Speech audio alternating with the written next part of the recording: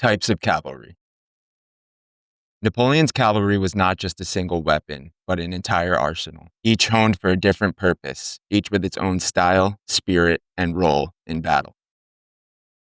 The Cuirassiers. These were the heavyweights of Napoleonic cavalry. The Cuirassiers were heavy cavalry units who could be most closely compared to the mounted armored knights of old Europe. Named after their steel breastplates, the cuirass, the Cuirassiers were giant men covered in armor head to toe, riding the largest, most powerful horses in the army. Their mission was simple and brutal: break the enemy with pure shock. When a Cuirassier regiment lowered its sabers and came on at a full gallop, the ground shook as though an earthquake had struck. They were not subtle. They were the mailed fist of the emperor. In the smoke and chaos of battle, their polished armor made them look like moving statues, implacable and unstoppable. Their equipment sometimes weighed over 100 pounds. The armor protected them from musket fire at range, giving them the nerve to close in. For the soldier in their path, they were a wall of steel and muscle, nearly impossible to stop. The Carabiners.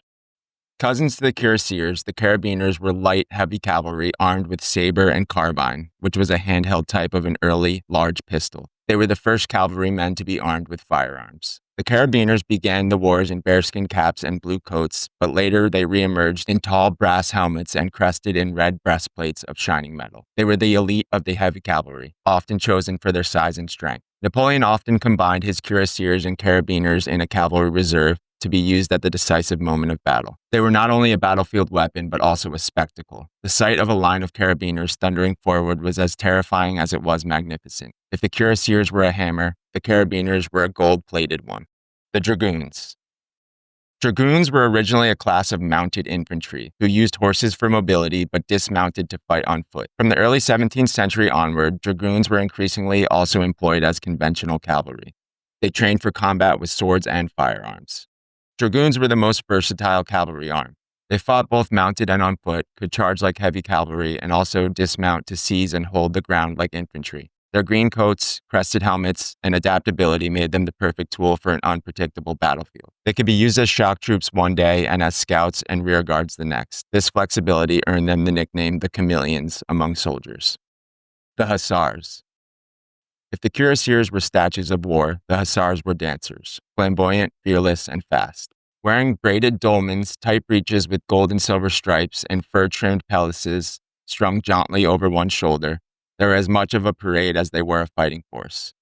Instead of being chosen for their size and strength, the Hussars were often chosen for their incredible wits, cunning, small stature, and agility on horseback. They rode smaller horses than the rest of the cavalry and very little to no armor. But beneath the style was a deadly purpose. Hussars were the masters of reconnaissance, pursuit, and raiding. They struck quickly, disappeared just as fast, and made life miserable for any army foolish enough to leave its supply lines unguarded. They lived by daring and audacity, and the greatest of them, like General Lasalle, became legends for their exploits. The Chasseurs à Cheval.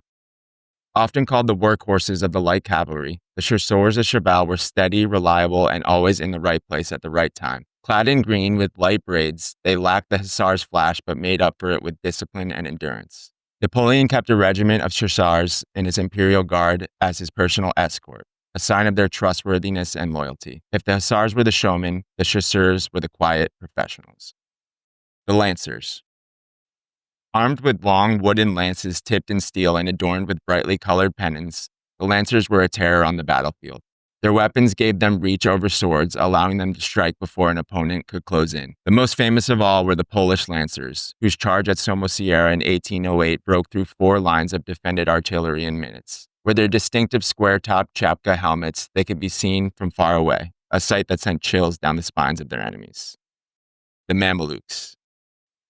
Exotic and formidable, the MAMALUKES were drawn from warriors Napoleon had encountered in Egypt in the late 1790s. These Islamic North African horse warriors followed him back to Europe and supported his empire for the next 2 decades. They wore flowing robes, silk sashes, and turbans, carrying curved sabers and pistols.